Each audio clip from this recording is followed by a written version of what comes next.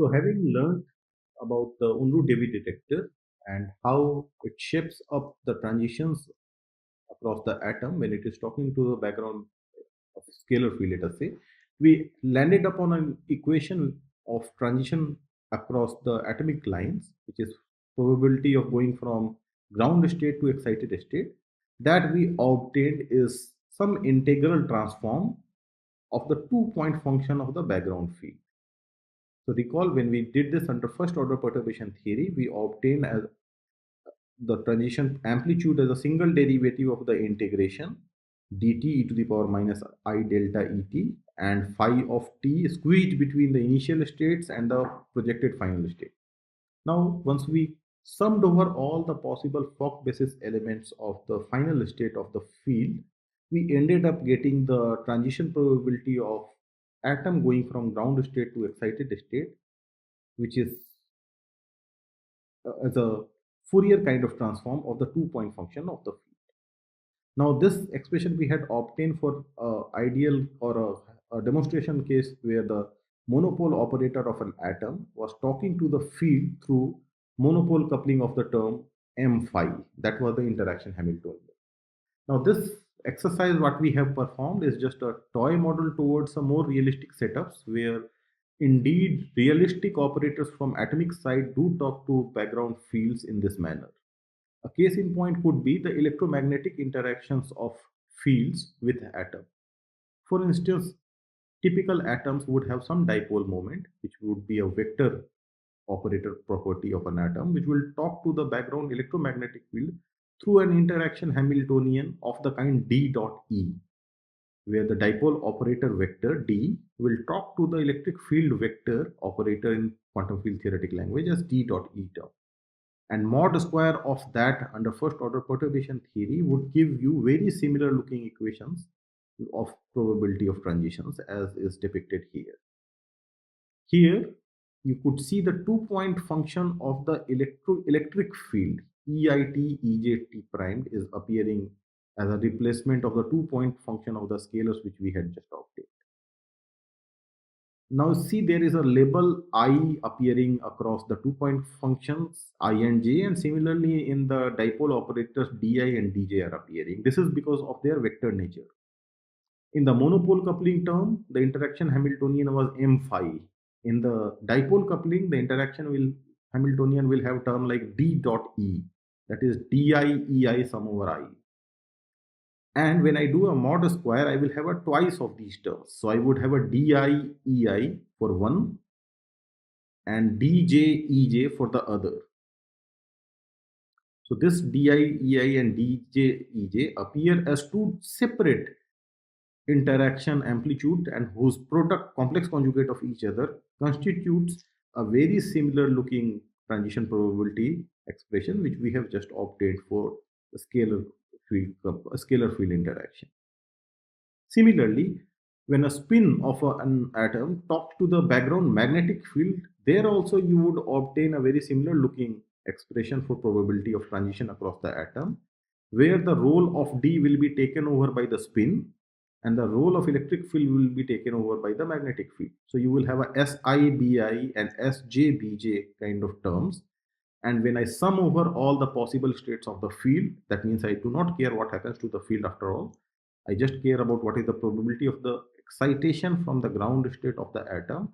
I will end up getting expression of this kind where you see the two-point function of magnetic field this time and its integral transforms dictates the transition probability across the atom.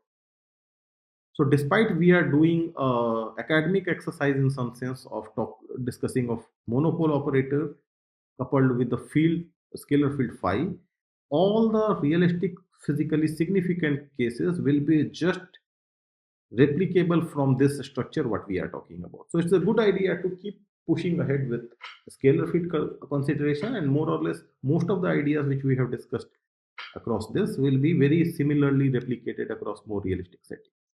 So let us move forward and try to see what do we learn if I try to go ahead.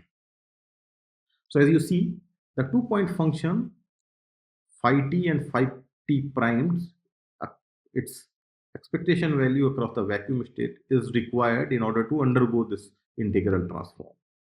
Now we know from our previous classes for scalar field, I can compute the 2-point functions across t and t prime through this integration.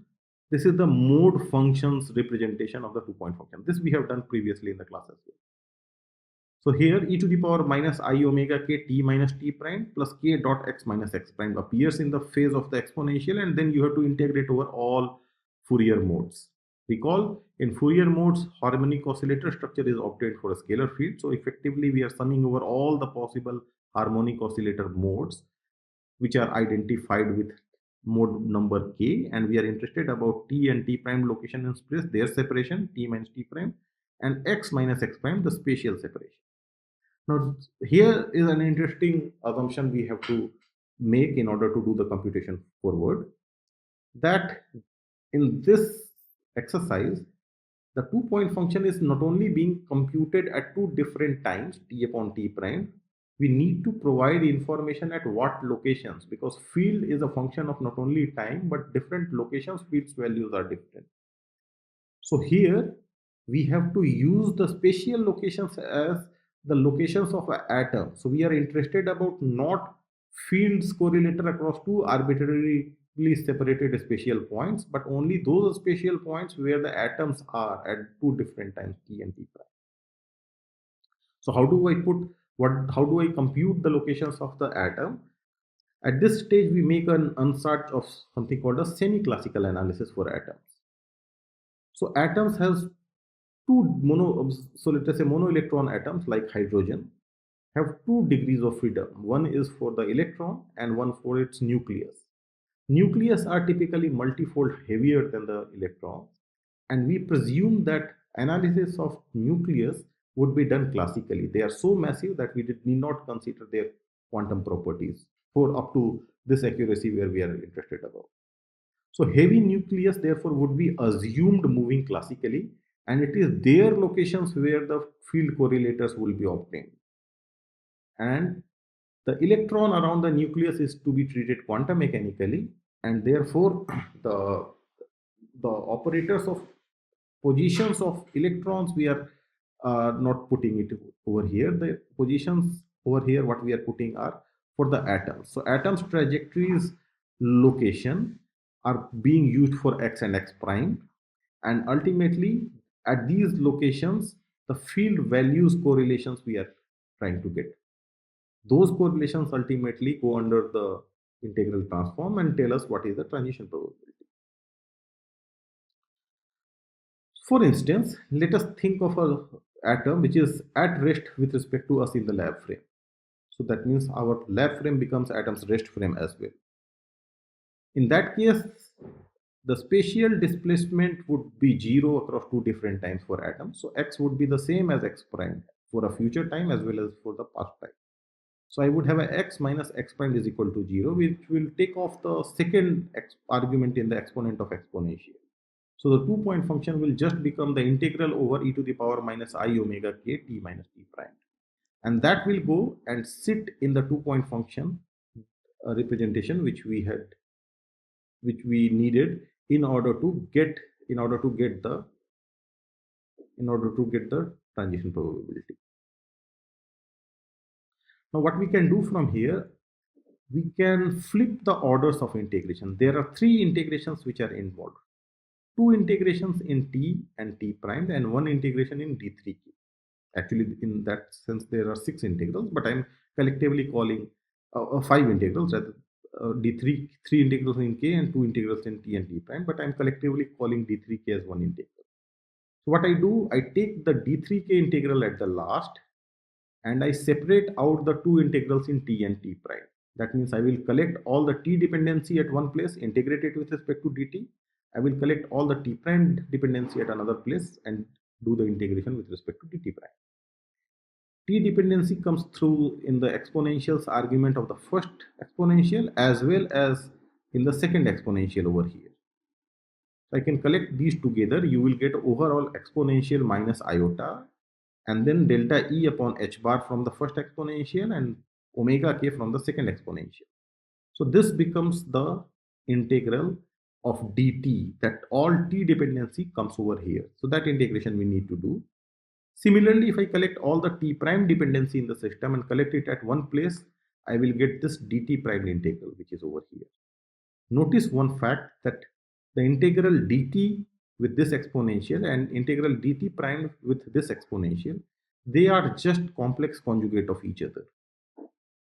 So I need to just compute one of the integrals, do its mod square, and then perform the d3k integral, and I will be done with getting to know the transition probability. Okay, so that's what we move ahead to, and let us compute the two integrals, or the one integrals and its mod square, and find out what is the transition probability for an inertial atom, let us say, which is at rest. For those atoms, we can compute things, the probability of transitions, if the interaction is happening for a time duration up to capital T. So let us look at the transition probability between time small t varying from small 0 to 0 to capital T. So that means the two integrals which are appearing over here, they all are running from time 0 to capital T. So let's just go ahead and perform these two integrals and try to see what results do we get. I have a simple exponential as the integrand, which is a fairly simple exercise to do. You can see that you will directly get the exponential back divided by minus iota delta e upon h bar plus omega k. So that would be just the integral. When I put the two limits, for the upper limit I will get this term over here, and for the lower limit I will get a minus 1 just. Okay, small t would be put to value 0, and the denominator is common for both the terms. So now you can see I have a structure that I have an exponential of something minus 1 divided by minus iota. This thing together can be written in terms of some sine function. How do I do that? I pulled out e to the power minus iota, the same thing, capital T by 2. So this, if I pull out, I will be left with e to the power minus iota, the same thing over here, delta t by 2, minus e to the power plus iota minus plus iota delta e by h bar plus omega k t by 2. So whatever I have pulled out as a factor will be, its opposite will be put at the second place to reproduce the 1. And downstairs I have a minus iota, and you can see that according to that analysis I will get twice of sine delta e upon h bar plus omega k times t by 2. So what this pulling out of this exponential with half the phase factor gives me a sine in the numerator, and the denominators minus iota goes into the definition of a sine. So all I am left with in the denominator is delta e upon h bar plus omega k. Okay, so therefore this is the integral which I would get for inertially non-moving atom in lab frame. The first integral will give me just this exponential, phase factor, and sine, as we just saw. Okay, now I have to take this and mod square this. The second integral is just complex conjugate of that. So if I do just the mod square, this overall extra phase will just vanish, and I will get a mod square of the whole thing. That means twice sine delta e plus omega k t by 2 divided by this mod square of this, which is our real numbers, so squares of individually that.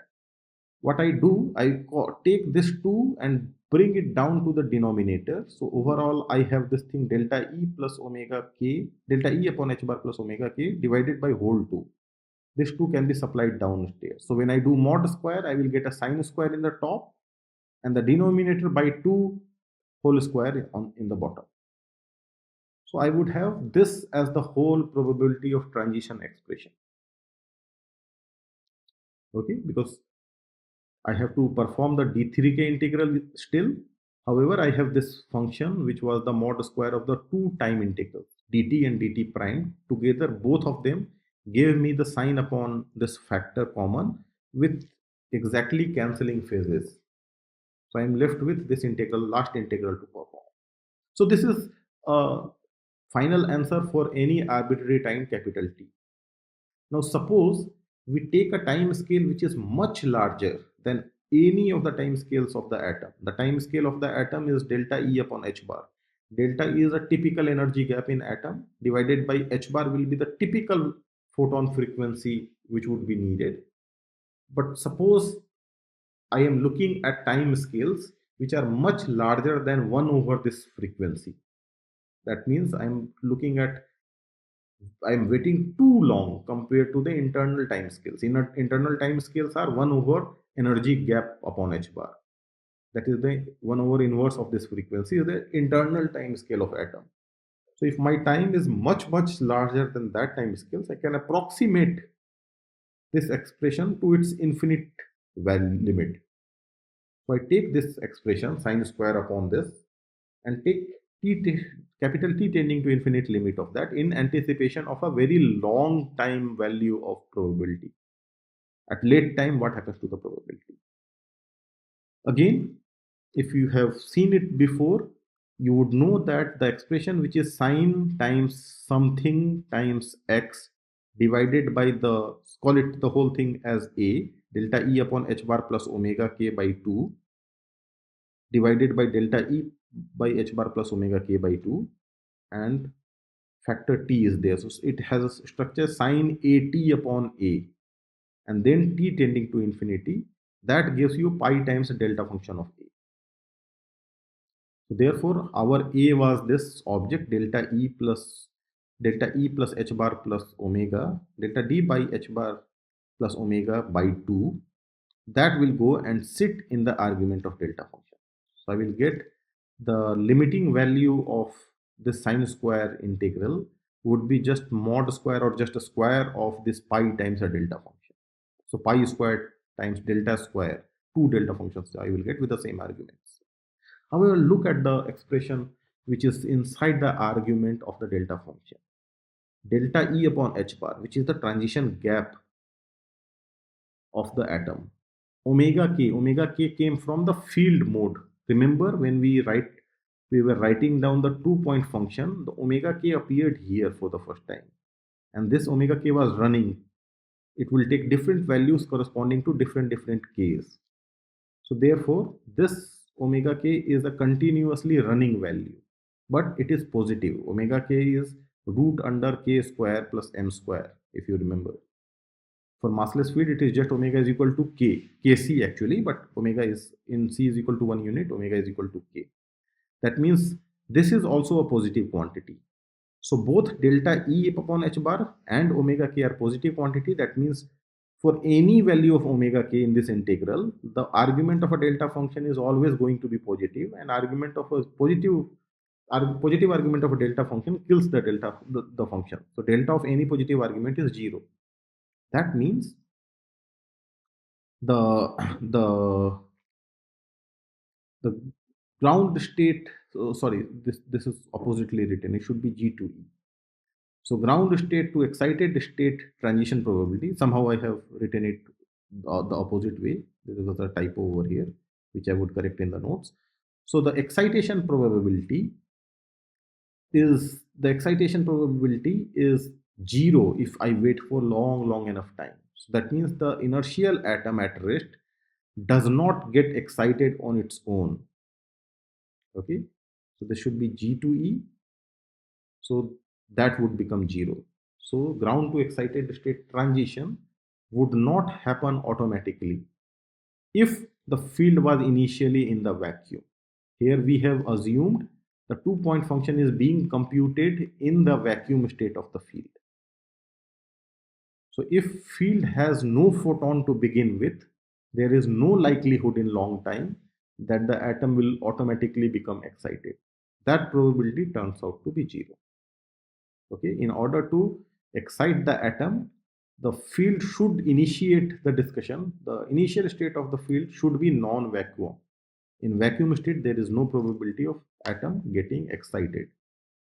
On the other hand, if the field's initial state was non-vacuous, for instance, suppose initial state of the field was single photon in momentum k naught.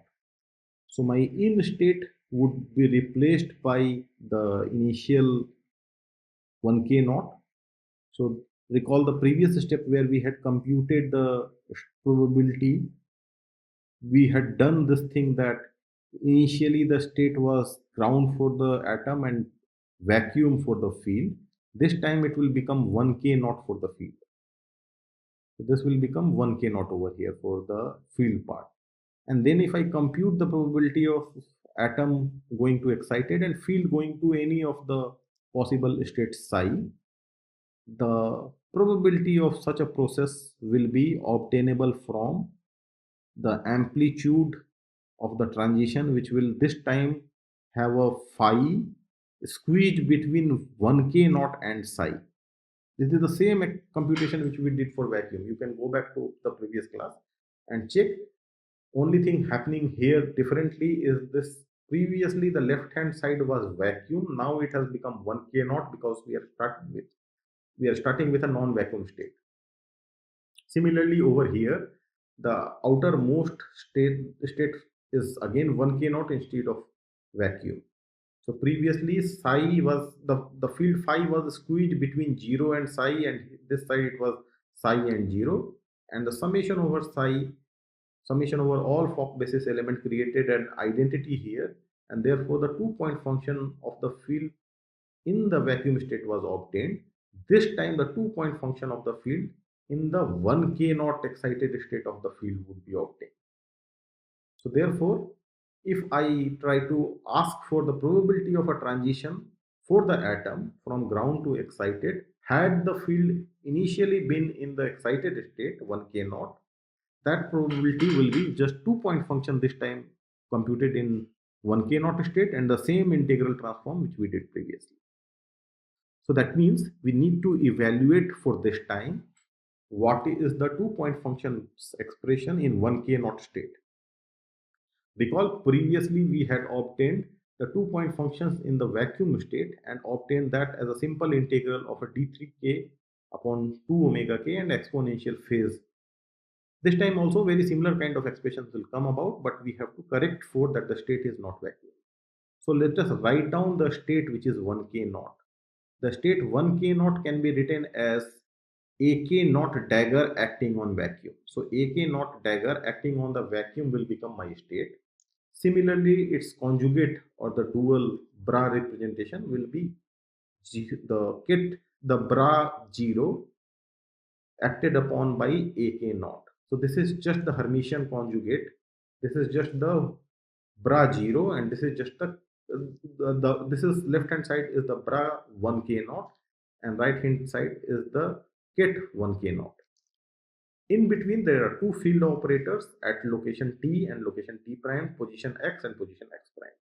So therefore, I write down the fields as this at location tx, and the second integral is just giving me the field expression at location t prime x prime.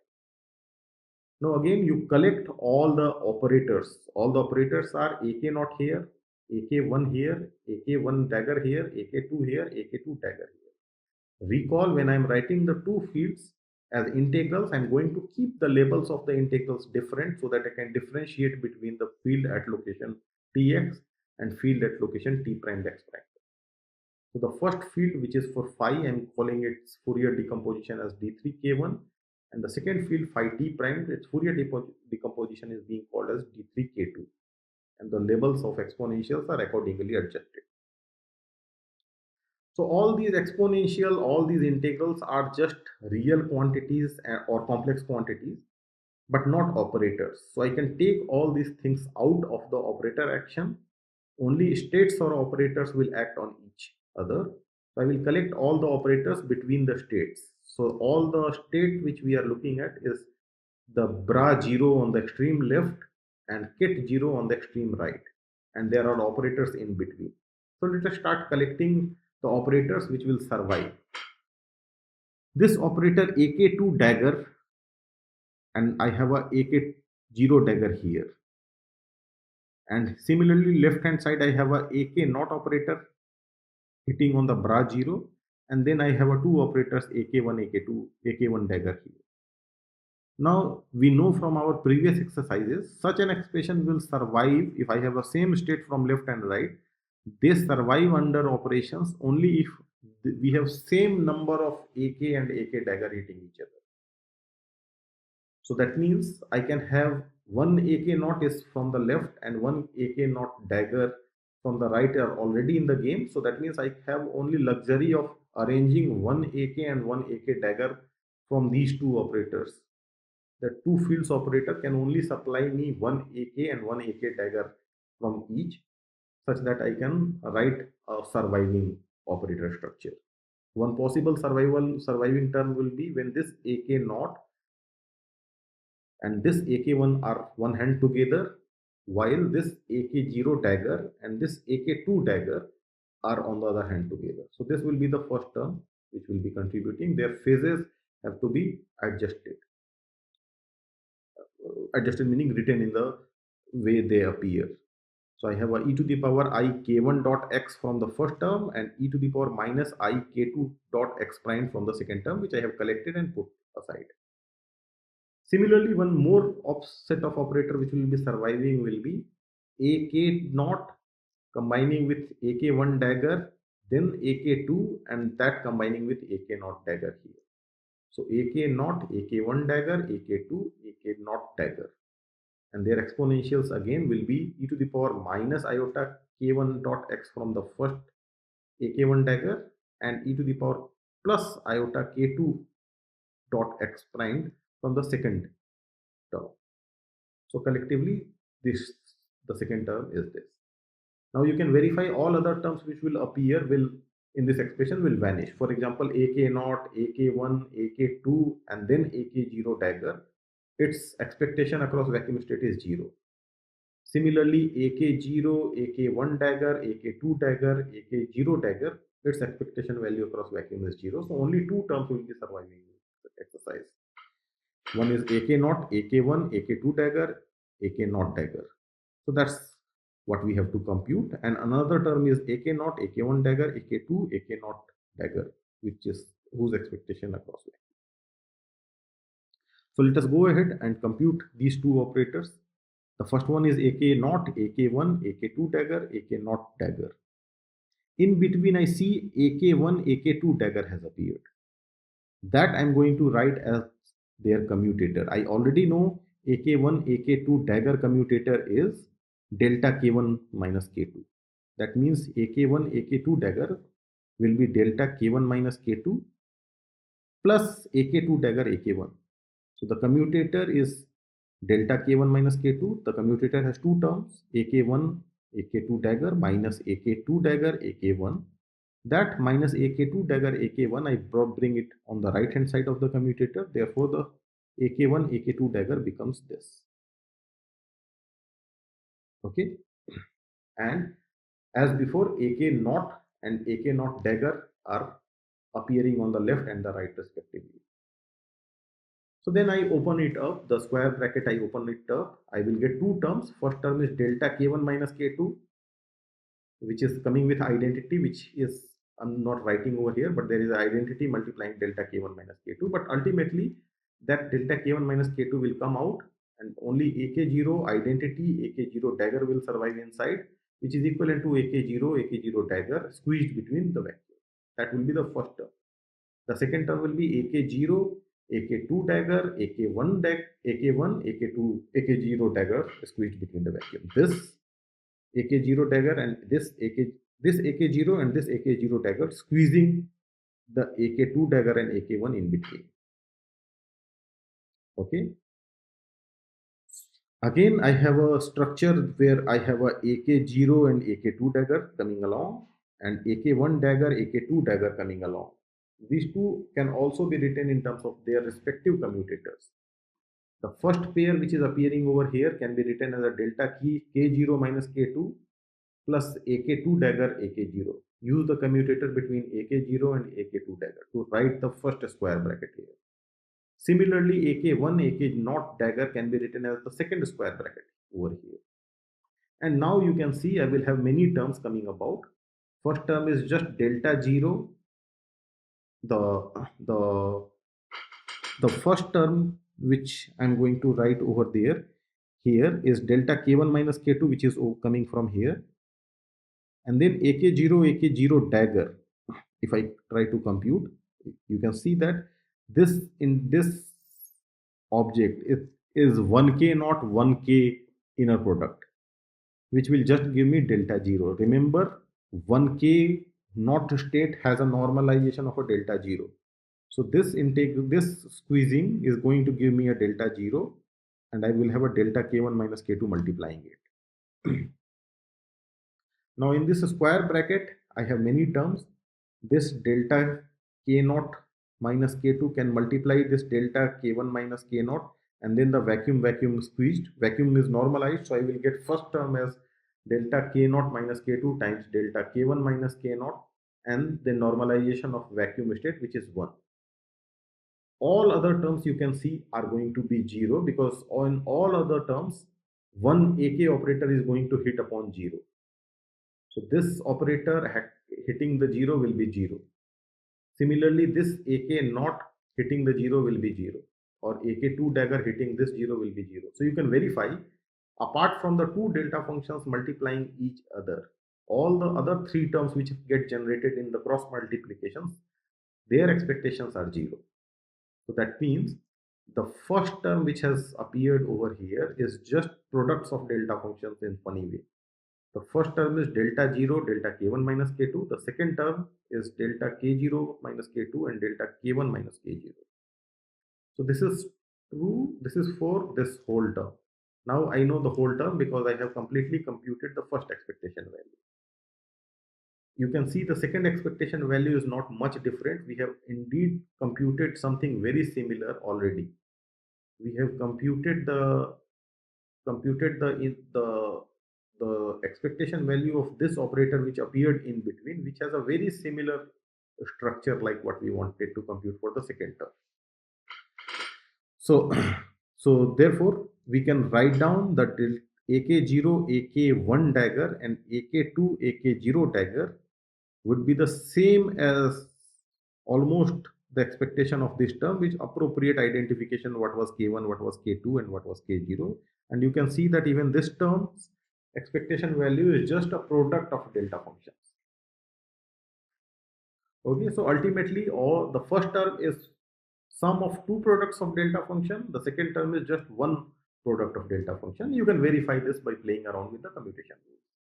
So therefore the correlator of interest, the 2-point correlator of interest between 1k naught and 1k naught just becomes integral transforms over various delta functions multiplying each other, and then the exponential phase.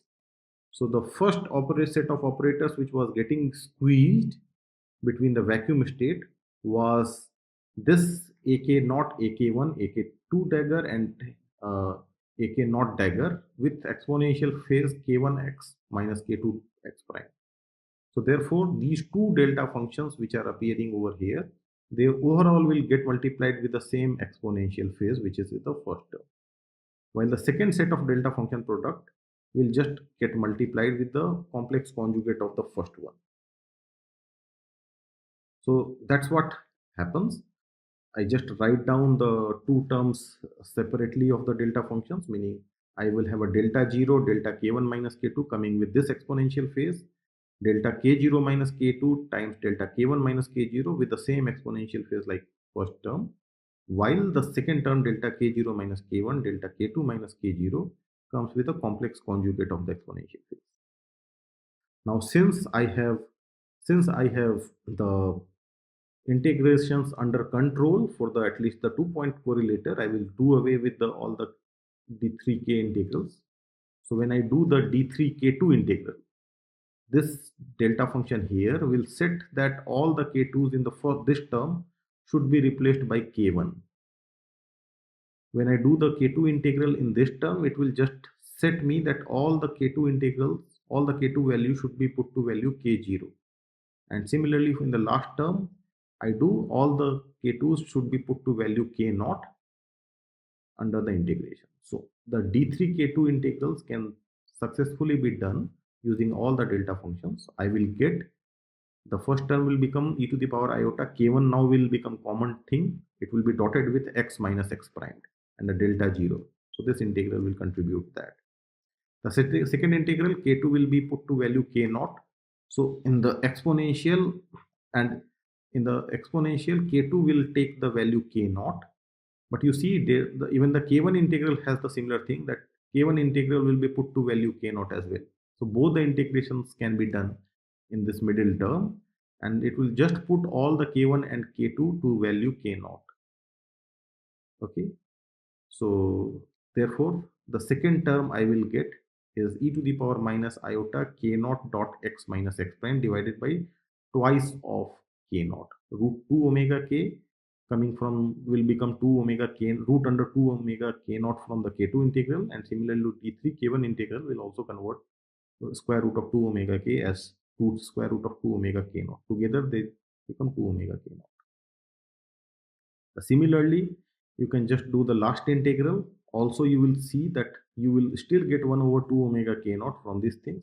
Only thing changing with this exponential phase will become the same thing, but the complex conjugate of each other. So you see, once I have taken care of the k2 integral in the first term, and while both k1 and k2 in the second and the third term over here, I get this structure. So let us go ahead and see what are we up to under this. In the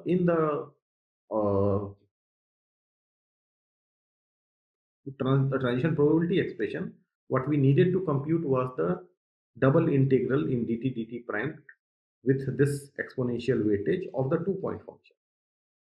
Now, since I have taken the initial state to be 1k naught and not ground state or the vacuum state of the field, that state 1k naught we know is not normalizable. That means it is not automatically normalized. 1k naught 1k naught inner product is not 1. So it is good idea to define things in terms of normalized state. That means I divide the whole expression by normalization of the state 1k naught. So I take this, divide by the expression of the probability, divide it by 1k naught 1k naught. That will be normalized probability. When I do that, normalization of 1k naught 1k naught is just delta 0. So 1 over delta 0 extra factor I have to compute. I have to put in getting a normalized probability in the whole expression. The whole expression before was just this and the square box put together. That was the 2-point function, and the double integral in the times that tells me what would be the total transition probability. But since the state was not normalized, should divide this thing with the normalization of the state. So I get this 1 over delta 0 extra factor. Now spot one thing. This delta 0 is here. For a moment, just forget it. Then look at this exponential thing which is multiplying that. This is exactly the 2-point structure which we just dealt with. Remember, when we were dealing with initial state being the 2-point initial state being the vacuum, the 2-point function was just this integral d3k omega k t minus t prime plus k dot x minus x prime. Together it is just e to the power iota k dot x minus x prime. So the same thing has appeared multiplying delta 0 this time.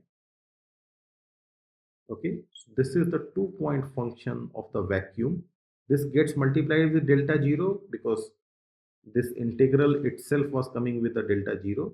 But fortunately, since we are looking about the normalized probability distribution, normalized probability of transition, 1 over delta 0 also gets multiplied. So these delta 0 and that delta 0 exactly cancel each other. And I am left with the first term, which is just the vacuum transition probability. Okay, which we know for long time average was 0. So therefore the horrendous term, which was a delta 0 kind of thing, which was somewhat problematic, does not contribute anything to the probability transition.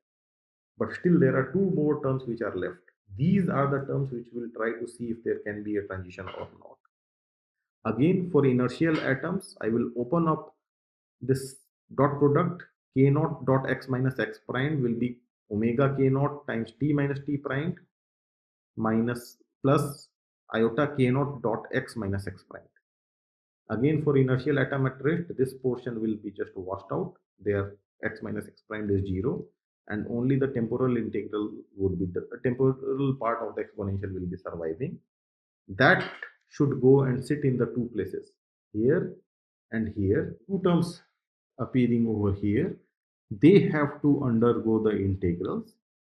and they individually become e to the power minus iota omega k naught t minus t prime, and the second one will become e to the power plus iota omega k t minus t prime.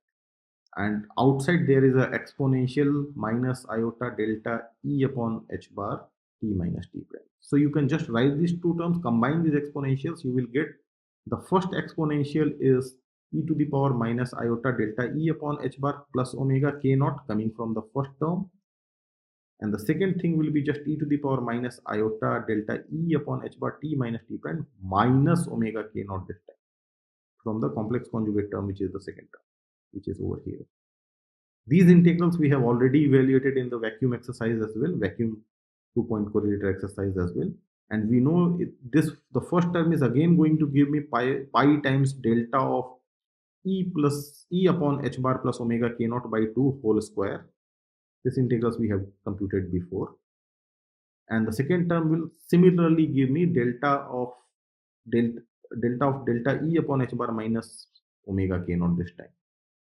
Because of this complex conjugate term comes with a negative sign, the two exponential combine each other with a relative negative sign in between. So I will get a delta function of delta e upon h bar minus omega k naught divided by 2 this time in long time average. So this integrals we had computed before, and just using this argument once more and writing these two terms like that.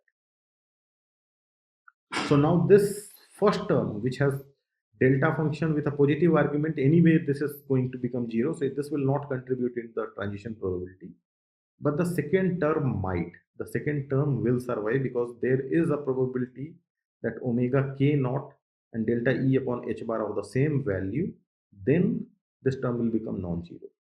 Even if omega k naught and delta e upon h bar are magnitude wise same, the first delta function does not survive. The second one survive only when the photon frequency k naught was the state which was vacuum, which is replacing the vacuum of the field. If the photon frequency is the same as the energy gap, then the transition might happen. The statement is that the probability will become non-zero only if the delta function is saturated. That means the photon's frequency is the same as the energy gap. If you excite the atom, if you excite the field, the initial state is 1k naught, where 1k naught is very different from delta E upon h bar, then even the second delta function will become 0. That means this probability only survives when the initial state has the same energy as that of the energy gap of the atom. And what is the probability? Again, there was a normalization division. The square of a delta function can be written as the first delta function times second argument becoming 0. Delta x whole square can be written as a delta x times delta 0. So that's what the trick I have used. And division by delta 0 coming from the norm of 1k naught states, they cancel each other. So delta 0 cancel each other. And then the survival probability is this. The probability of transition is just the part which is remaining, just the part which survives is this. This has given a wrong sign, wrong box formation. So okay, so this is the expression which will survive. This tells only transition which is allowed through interaction of the field with the atom is if the field has one photon in itself which has the same energy as that of energy gap of the atom, then only the transition will happen, otherwise it will not. Okay, this is very much reasonably expected. So Unruh-David detector root at least is telling us the results are consistent with our expectation. If there is no photon in the field, the atom should not get excited. If there is a photon in the field, the atom may get excited depending upon the photon in the field has the same energy as that of atom's transition lines or not. So that is very well reasonable approach. So therefore, the learning is that resonance condition, this is called the resonance condition, that the photon and the energy gap of the atom are the same. However, we have computed this thing for long time average, t tending to infinity. Okay. However, in long time average, we cannot just rely on the leading order perturbation theory. Remember, when we started doing the business, the time ordered exponential, we had truncated the higher order contribution, saying that the leading order contribution is the dominant one. But you can check for yourself that higher order terms which we had thrown away, they are small at small time steps. If I wait for large and large and large time, they will not remain small enough. So they will become, they have a tendency to grow for longer times. That means if I literally take t tending to infinity, I have to account for all order terms of the time ordered exponential, not just the leading order. So therefore, this result which we have obtained, the photons cannot get excited if it is in vacuum, or photons get excited if their frequency, if atoms get excited if the frequency of the photon in the field is same as its energy gap. All these results cannot be fully trusted. Or one can reverse the game and say that t tending to infinity, by that I really do not mean infinity, I just mean t is much greater than the internal time scale which we just discussed in today's set of today's discussion, that t much greater than delta h bar upon delta e is as good as t tending to infinity. So I do not really mean t tending to infinity, I just mean t much greater than the internal time scale. But this time scale should be smaller than the time scale at which the second or higher order terms in the perturbation theory start becoming important.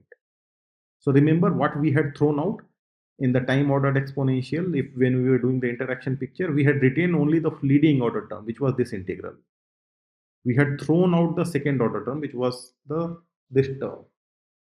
When these two terms become starting to compete against each other, that means when they become of the same order, from that point onwards, I cannot do perturbation theory up to leading order. That means perturbation theory breaks down over there. So therefore, there should be the upper limit of integral t naught, after which leading order perturbation theory is not good enough.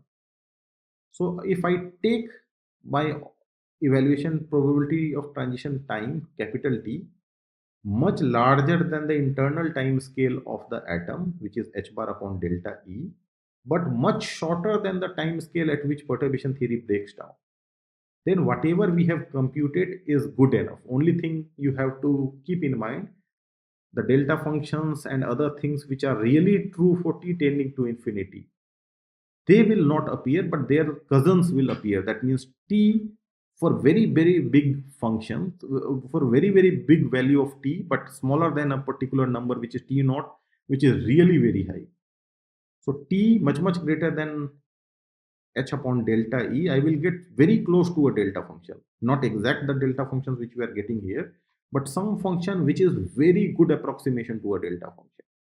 So therefore, in this time scale, where I am much larger than the internal time scale of the atom, but much smaller than the time scale at which perturbation theory breaks down, till that time scale, our analysis is trustworthy enough. It is not exactly correct, but trustworthy enough. So whatever we have obtained, that the photons will not able to excite, the vacuum will not be able to excite the atom, will definitely will not be able to excite the atom, at least for a long time period, capital T, which is larger than its internal time but shorter than the perturbation theory's limit.